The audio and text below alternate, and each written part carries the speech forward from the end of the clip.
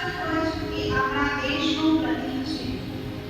એવા રાષ્ટ્રના પ્રતીક્ષામાં આ ધ્વજને અર્પણ કરીને યાચીએ છીએ કે અમારા દેશના બધા લોકો સુખ, શાંતિ અને આનંદથી રહે.